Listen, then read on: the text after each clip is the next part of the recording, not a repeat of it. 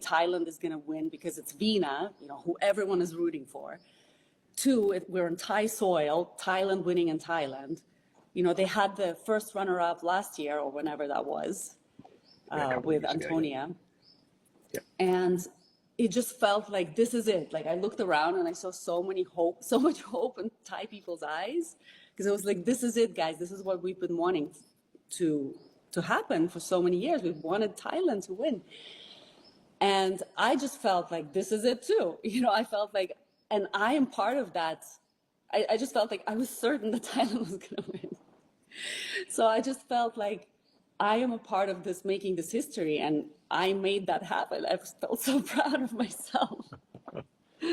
Because, again, not to take away anything from anybody else, but performance-wise and that inspiration-wise and in every other way, so many people could see that Thailand was the one. And when Mexico was ultimately announced, it was just a moment of disbelief for me. And I looked around, people were crying.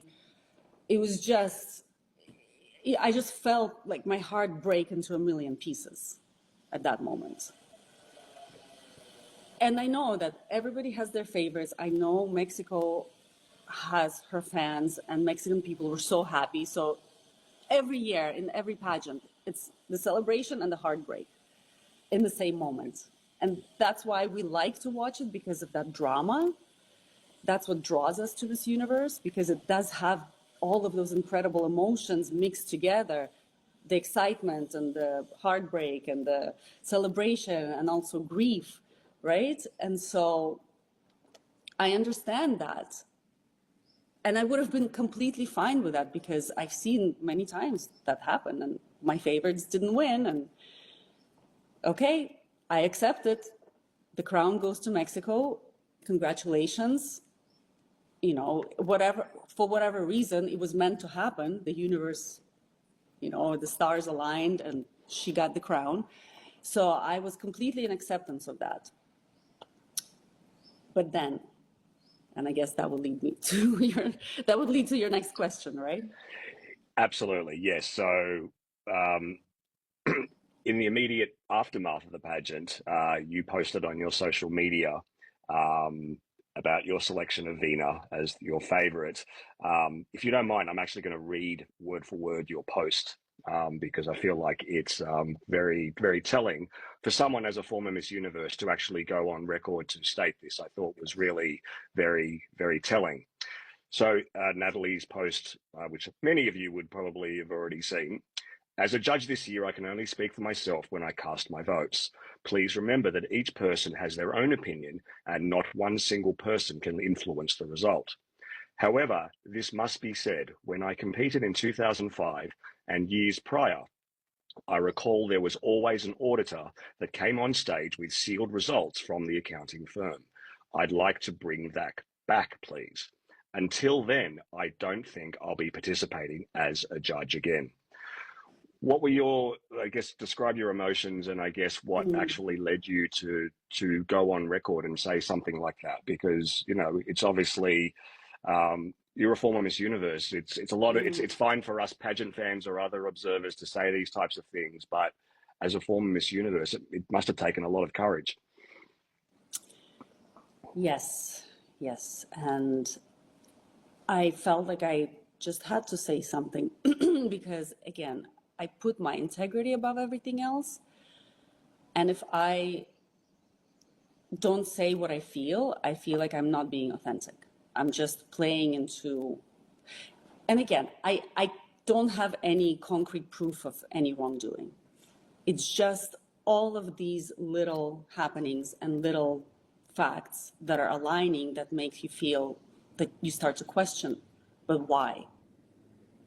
Why isn't there any accountability? Why aren't the judges' score being displayed, which actually also keeps judges accountable to not lowball, like the other judge was saying, that you lowball the ones that you don't want and then give just one high score to your favorite.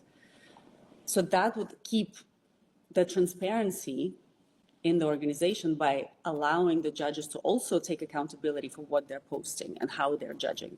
So it keeps them wanting to be fair because they're on display.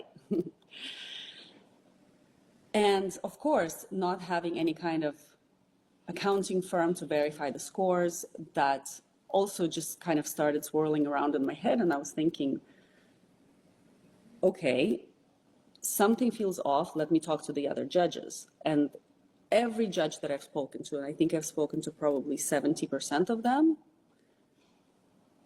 were surprised.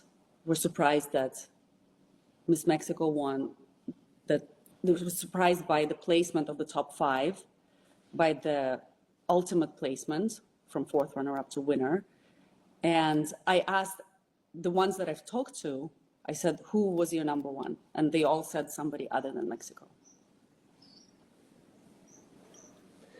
So I'm just going by what I'm a judge, and I'm speaking to most of the other judges. So it's like, if 80 or 70 or 80% of us didn't vote Mexico, why is she the winner?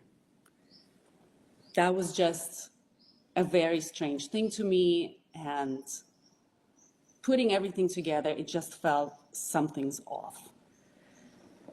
Then in addition to that, of course, I felt like I had the responsibility for Thai people to also let them know that I am behind Miss Thailand all the way, not because I lived here for 20 years or because I was crowned here or because I have any kind of connection to Thailand. She really was my favorite from the very beginning. Just loved her. And as I said, she would have been a fantastic Miss Universe with that impact that she would bring to worldwide, to make people believe in their dreams and go after their dreams. And of course, I started getting immediately nasty comments, hate thrown around.